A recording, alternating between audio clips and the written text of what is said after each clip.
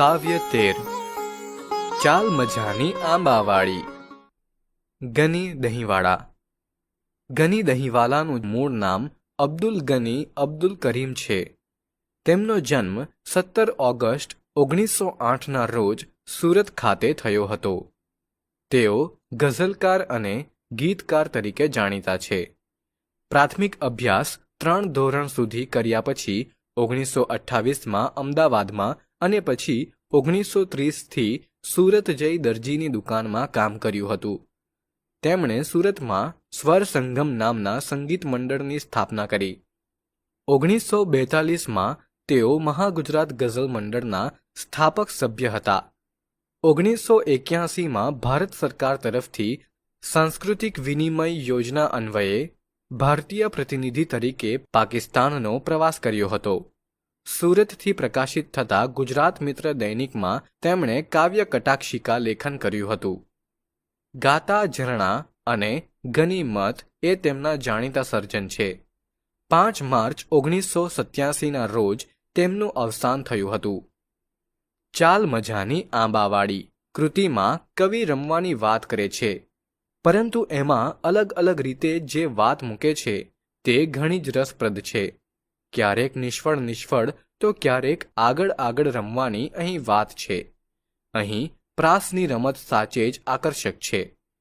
આવડ બાવડ આગળ કાગળ જેવા કાફિયા છે, તો રમીએ એ રદીફ થકી સુંદર વાતાવરણ સર્જાય છે.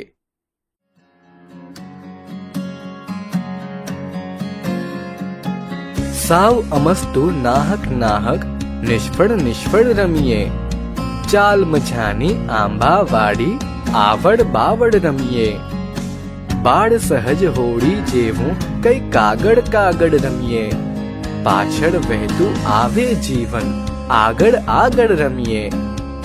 માંદા મનને દઈએ મોટું માદળિયું પહેરાવી. બાધાને પણ બાધ ના આવે શ્રીફળ રમીએ. તરસ ભલે ને જાય તણાતી શ્રાવણની હેલીમાં. છડના રણમાં છાના માના મૃગજળ રમીએ. હોય હકીકત હતભાગી તો સંઘરીએ સ્વપ્નાઓ. પ્રારબ્ધી પથ્થરની સાથે પોકળ રમીએ. ફરફર ઉડતું રાખી પવને પાન સરીખું પહેરણ. મરમર સરખા પારા વારે ખડખડ રમીએ. હુંય ગની નીકળ્યો છું લઈને આખો માખો સૂરજ. અડધી બડધી રાત મળે તો ઝાકળ રમીએ.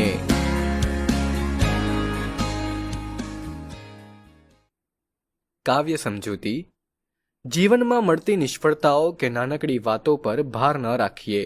બાળપણની મસ્તીમાં જીવન જીવીએ. આંબાવાળી એટલે બાળપણની રમતોની જગ્યા, એટલે કે કોઈ એક નિર્દોષ નિશ્ચિંત જગ્યા. આવડ બાવડ એ શબ્દમાં નિર્દોષ ખટપટ, બાળહઠ અને આનંદનો ટહુકો છલકે છે. બાળપણની જેમ નિર્દોષ હળવી હોડી જેવી રમત રમીએ. જીવન પાછળ વહેતું રહે, પણ આપણે તો આગળ જોતા રમતા જઈએ. સમયની પરવા ન કરતા જીવન જીવવાનું સંકેત. જ્યાં મન દર્દી હોય ત્યાં તેને ખુશનુમા મિજાજ આપીએ. એ દુઃખને વાતાવરણમાં ઓગાળી નાખીએ. અન્ય લોકોની વાતો કે મુશ્કેલીઓમાં પણ રમતમાં રાહત લાવીએ. જેવી રીતે શ્રીફળ મીઠું હોય છે, જીવન મીઠું બનાવીએ. ભલે દિલ તરસે શ્રાવણની છાંટમાં ભીંજાવાની તલપ હોય, પણ જિંદગીના ઠગાઈ ભર્યા રણમાં પણ મૃગજળ જેવી આશા રાખીને રમીએ. ભલે તે ભ્રમ હોય તોય એની રમતમાં પણ મજા છે. જો સચ્ચાઈ દુઃખદ હોય તો પણ સપનાની શરણાઈ લઈએ. ભલે નસીબ પથ્થર સમૂહ જડ હોય તોય એની સામે પોકળ રમતમાં પણ આનંદ શોધીએ. દુઃખ વચ્ચે પણ આનંદ શોધવાનો ભાવ. પાનની જેમ હલકું બની જઈએ. પવનની સાથે ઉડી જઈએ. સંગીત જેવી લય સાથે જીવનના દરિયે રમીએ. મરમર અને ખડખડ શબ્દો જીવનની લય દર્શાવે છે. કવિ ગની પોતે કહે છે કે હું તો આખો સૂરજ લઈને નીકળ્યો છું, તો જો અડધી રાત પણ મળે તો પણ આપણે ઝાકળ જેવી મજા લઈ શકીએ. સારાંશ: કવિ જીવનના દુઃખો, નિષ્ફળતાઓ અને સંઘર્ષો વચ્ચે પણ બાળ સહજ નિર્દોષતાથી અને આનંદથી જીવવાનું કહે છે. જીવન એક રમત સમાન છે, જ્યાં ક્યારેક કંઈક પોકળ મૃગજળ જેવું છે, તો ક્યારેક એક સ્વપ્ન જેવી આશા છલકે છે.